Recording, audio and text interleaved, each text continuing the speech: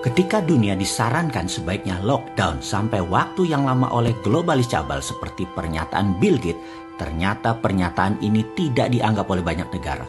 Globalis marah. Akhirnya COVID benar-benar menjadi tidak selesai. Dunia pasti sebentar lagi akan bukan dunia yang dulu lagi, yang saling terkoneksi.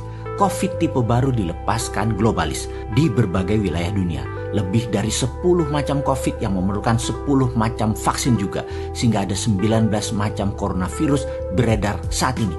Yang berefek kemudian adalah banyak negara yang panik, bingung, dan terpukul ekonominya. Sehingga yang akan terjadi masing-masing negara adalah melakukan menutup dirinya dan konsentrasi untuk internal bangsa dan negara masing-masing. Itulah deglobalisasi yang sebentar lagi pasti terjadi. Hal ini, masalah deglobalisasi, lockdown atau PSBB adalah hal yang dimaui oleh globalis agar banyak negara menyerah dengan kemauan globalis. Di dalam negeri, Indonesia memiliki musuh abadi. Musuh Indonesia adalah resesi, depresi ekonomi, inflasi, bunga bank yang tinggi, kebijakan politikus yang mementingkan kelompoknya juga untuk negara asing dibela oleh politikus tersebut, negara superpower yang tertarik dengan sumber daya alam Indonesia, dan terakhir, globalis. Itu adalah musuh utama. Untuk itu, Indonesia harus berstrategi. Sementara dunia akhirnya meyakini bahwa COVID akan bersama manusia dalam waktu yang cukup lama, bahkan hingga 5 tahun ke depan atau 10 tahun ke depan akan masih ada. Lalu apa yang terjadi di dunia sebentar lagi? Vietnam dan Thailand yang kelebihan beras mulai menyimpan cadangan berasnya untuk kebutuhan mereka sendiri. Rusia, penghasil gandum untuk Eropa dan Timur Tengah, mulai memikirkan untuk kebutuhan nasionalnya. Amerika pun mulai menyetok minyak bumi dari Timur Tengah. Cadangan pangan Cina dan cadangan energi Tiongkok sedang dikuras oleh Amerika. Karena pandemi ini, seluruh negara dunia menjadi egois, memikirkan bangsa dan negaranya sendiri. Ekspor-impor antar negara berkurang. Efek global seakan menunggu genderang perang meletus yang memang diadu oleh globalis. Saat ini Hong Kong tegang, Myanmar tegang, Taiwan tegang, Korea Selatan tegang, Jepang tegang. Bahkan Amerika masih tegang di dalam negerinya, juga Tiongkok tegang. Semua negara seakan siap perang.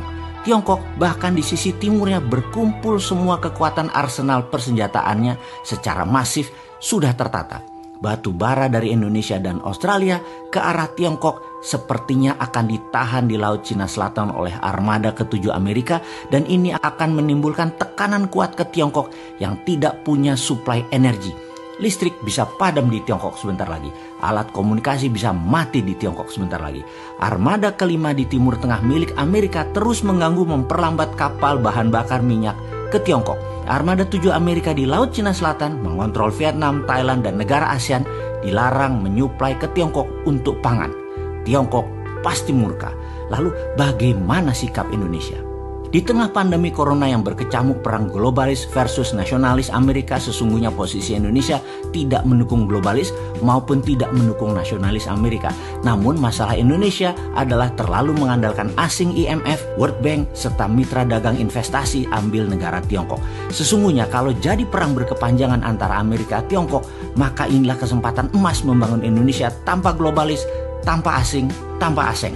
Namun sayang, yang terjadi di Indonesia ada sebagian kecil pejabat, ada oligarki, ada kelompok masyarakat bayaran, ada yang tidak tahu apa-apa namun sudah tertanam kebencian mendalam akan kelompok tertentu, putra bangsa tertentu, dan terus saja saling serang, saling jelek-jelekan, dan selalu Indonesia gaduh saat ini.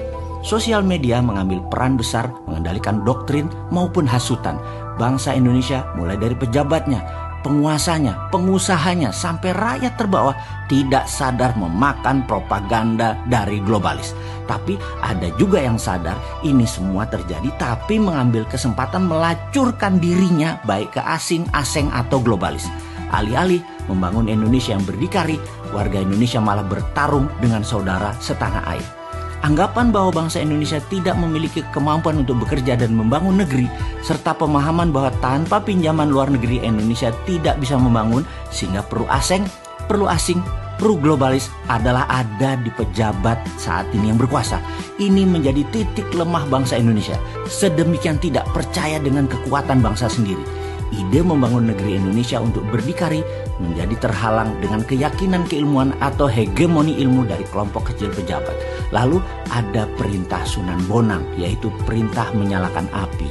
Tinitah sabdo sumuruping dahono yang seharusnya terjadi di masa sekarang ini telah menunggu selama 5 tahun lebih perintah tersebut untuk dilaksanakan.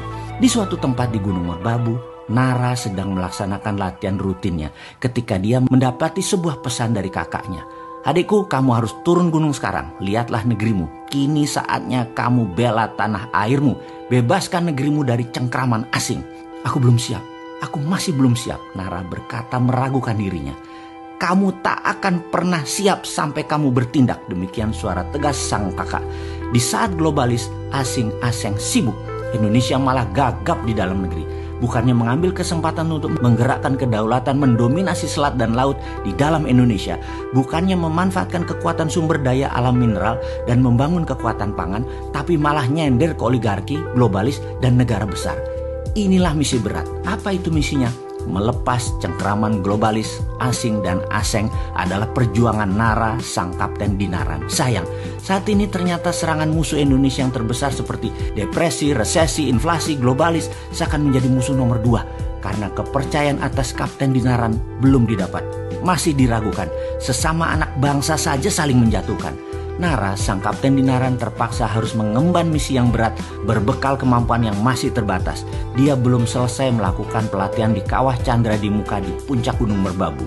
Nara berkata, yang aku takutkan adalah bukan berperang melawan musuh negara, tetapi bertempur dengan saudara sebangsaku sendiri. Inilah buku komik geopolitik, geoekonomi pertama di dunia untuk milenial dan Gen Z, serial Kapten Dinaran. Memiliki alur cerita yang penuh intrik, penuh strategi, penuh drama, dan tidak akan bisa menebak akan kemana jalan ceritanya ini berakhir. Strategi bernegara, negara superpower, globalis cabal yang menggurita, shadow banking, deep state, dan banyak lagi intrik geostrategi dunia terjadi dibahas dalam komik Kapten Dinaran ini. Yang menjadi pertanyaan, bisakah globalis dikenali, dikalahkan, dan dibongkar oleh Nara sang Kapten Dinaran? Atau Nara akan gagal kemudian menjadi pecundang, atau kelompok lain mengalahkan Kapten Dinaran sebelum dia bergerak melakukan sesuatu? Jawabnya, semuanya mungkin, semuanya bermain dan seru, dan semuanya penuh keterkejutan.